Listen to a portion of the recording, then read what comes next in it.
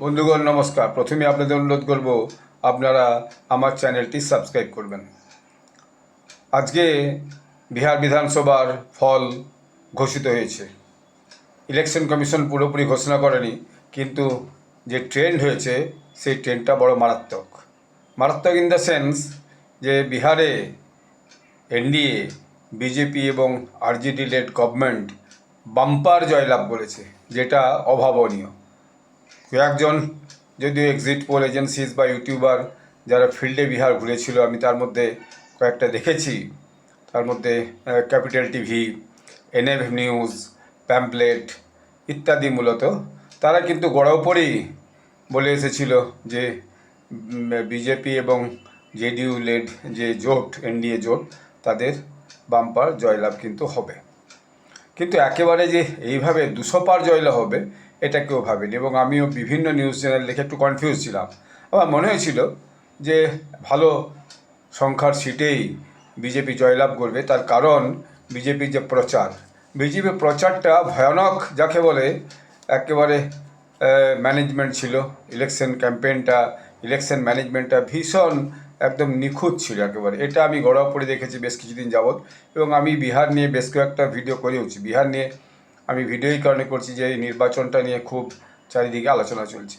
এখন এই যে বিহারে এখন পর্যন্ত যে ট্রেন্ড দেখা দিচ্ছে, সেই ট্রেন্ডে এনডিএ 203, মহাগঠবন্ধন 36 এবং অন্য জনসুরাজ 0, এআইএমএম 4 এবং অন্য 0।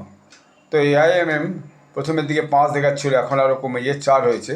এটা মূলত কিষানগঞ্জ এবং সীমাঞ্চলে বোধহয় এই সিটটা আগেরবারও এআইএমএম 5টা পেয়েছিল, এবারেও বোধহয় সেটা পেতে চলেছে।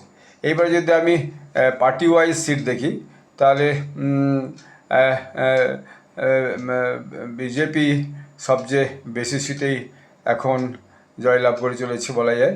বিজেপি 73টা সিট পেয়েছে, এবং জেডিইউ 85, আরজেডি 34, কংগ্রেস 7, এবং অন্যান্য চিরাগ পাসওয়ান এলজেপি 22, এবং অন্যান্য মিলিয়ে হচ্ছে যে 5। তো এই হচ্ছে সংখ্যা। অর্থাৎ দেখা যাচ্ছে যে মহাগঠবন্ধন আরজেডি এবং কংগ্রেসের জোট ভীষণভাবে পরাজিত হয়েছে, যেটা কেউই ভাবেনি। এমনকি কোনো পলিটিক্যাল অ্যানালিস্ট এভাবে যে বিষয়টাকে নিয়ে খুব বেশি একেবারে ভেবে উঠতে পারেনি যে এই রকম পরাজয়টা যে মহাগঠবন্ধনের হবে, অর্থাৎ যে কংগ্রেস এবং আরজেডি লেড গভর্নমেন্টের এরকম একটা বিপর্যয় এই ভোটে হবে। এখন এই ভোট একটা ভারতের রাজনীতি একটা দিক নির্দেশ করবে, সেটাকে নিয়ে আজকে আলোচ্য বিষয়। আমি সকালে একটা ভিডিও ছোট্ট করে শর্টস ভিডিও ইংরেজিতে করেছি, এবং সেখানে আমি বলেছি যে এই যে জয়, এই জয়টা কেন এলো এবং ভবিষ্যতে এর কী ফলটা হতে পারে। তো সেটাই আমি আবার দ্বিতীয়বার এখানে আলোচনা করতে চাইছি বাংলাতে। প্রথম হচ্ছে, আমি নিজেও ভাবিনি যে এইভাবে 200 সিটের কাছাকাছি বা 200 সিটের উপরে ফাইনালি এই এনডিএ বা বিজেপি জেডিইউ লেড গভর্নমেন্ট এরকম জায়গায় পৌঁছে যাবে। তবে আমার নিজস্ব একটা ধারণা ছিল যে 160, 65, 63 হতে পারে, কারণ বিভিন্ন যে প্রচারের যে দিশা, সেই প্রচারের দিশা দেখে আমার মনে হয়েছিল যে নরেন্দ্র মোদীজি, অমিত শাহ, যোগী আদিত্যনাথ এবং বিভিন্ন মুখ্যমন্ত্রীরা বিভিন্ন দেশ থেকে এসে যেভাবে প্রচারটা করেছেন, তাতে অবশ্যই এর একটা ইম্প্যাক্ট মানুষের মনে হবে। আর অন্যদিকে যে মহাগঠবন্ধনের যে প্রচার, সেটা মূলত তেজস্বী যাদব কেন্দ্রিক ছিল। যদিও একবার দুবার রাহুল গান্ধী এসেছেন, কিন্তু সেই প্রচারে খুব একটা উৎসাহ জনগণের মধ্যে কিন্তু দেখা যায়নি। এখন কেন এই এত বড় জয়টা হলো?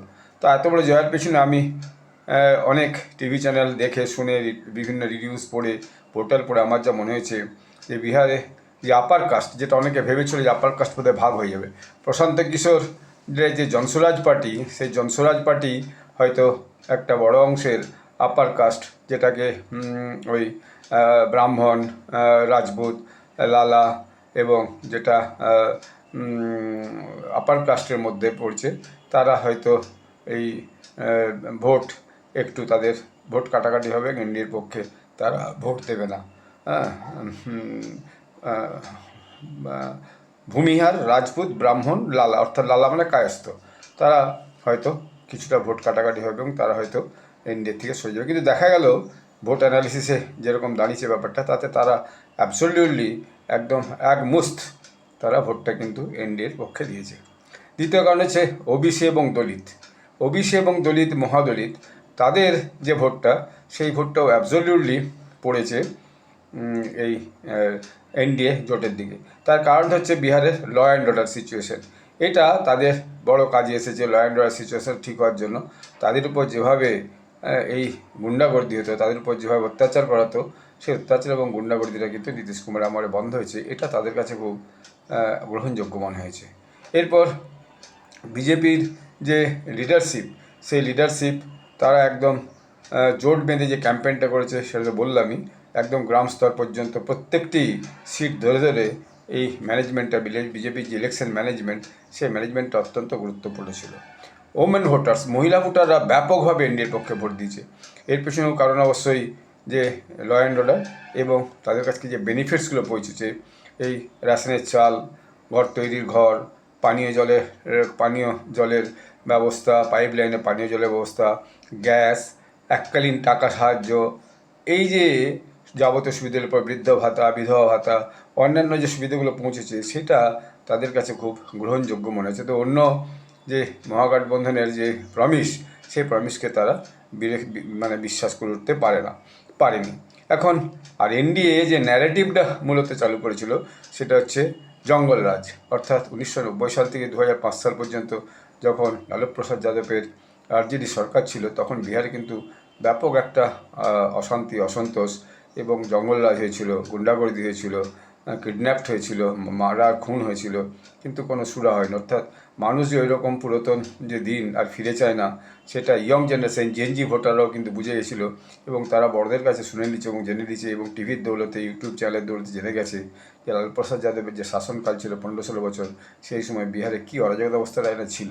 সেইটা অবস্থাটা নতুন করে ফিরে আসার জন্য তারা অবশ্যই চায়নি। এটাই এখন বোঝা যাচ্ছে যে এই সব বিভিন্ন কারণ সব মিলিয়ে আজকে এনডিএকে এরকম একটা বিশাল জয়ের দরজায় নিয়ে এসে পৌঁছে দিয়েছে। এখন বিষয়টা হচ্ছে কি যে এর ফলটা কী হবে?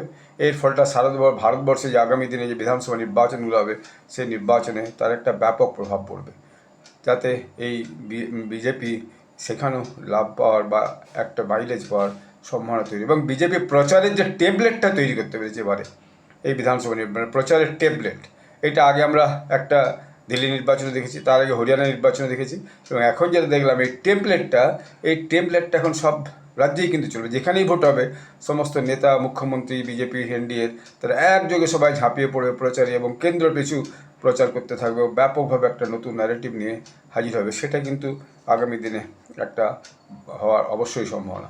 আর অন্যদিকে কী হবে? এই যে গাঠবন্ধন, মহাগাঠবন্ধন, অপোজিশন গাঠবন্ধন, এদের মধ্যে ঝগড়াঝাটি শুরু হবে, কথা কাটাকাটি শুরু হবে এবং গাঠবন্ধন ভেঙে যেতেও পারে।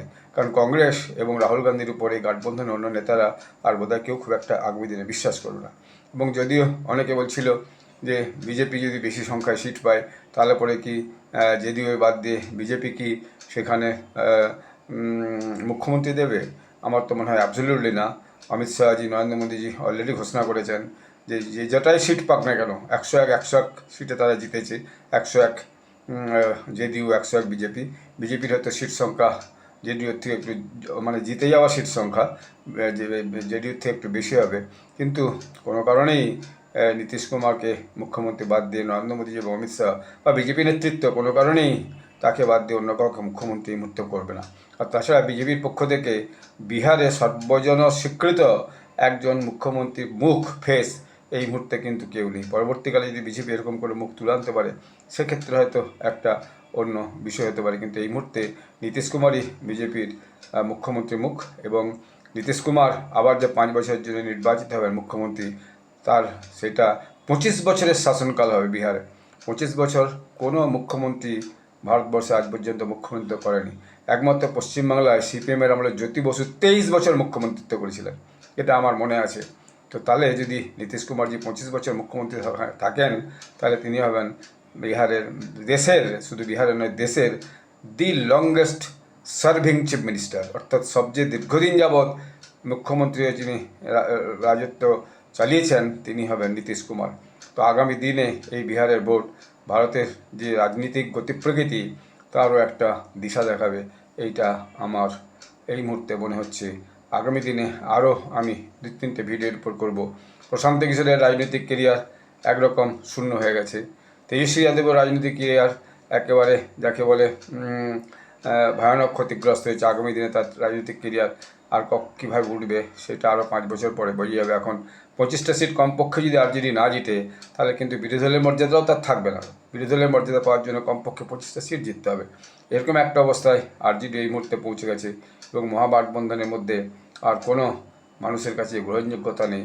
এটা বিহারের রাজনীতি প্রমাণ করে দিয়েছে। এবং আমি গড়াপড়ে বলেছিলাম বিহারের মানুষকে রাজনীতিক দিক থেকে সচেতন যথেষ্ট, রাজনীতির দিক থেকে তার সচেতন এমন ভাবার কোনো কারণ নেই। আমি বিহারের চপ্পে চপ্পে প্রত্যন্ত গ্রামে গ্রামে যখন চাকরি সূত্রে এবং নিজের কাজের সূত্রে ঘুরেছি দেখেছি মানুষের রাজনৈতিক সমাজ অনেক বেশি।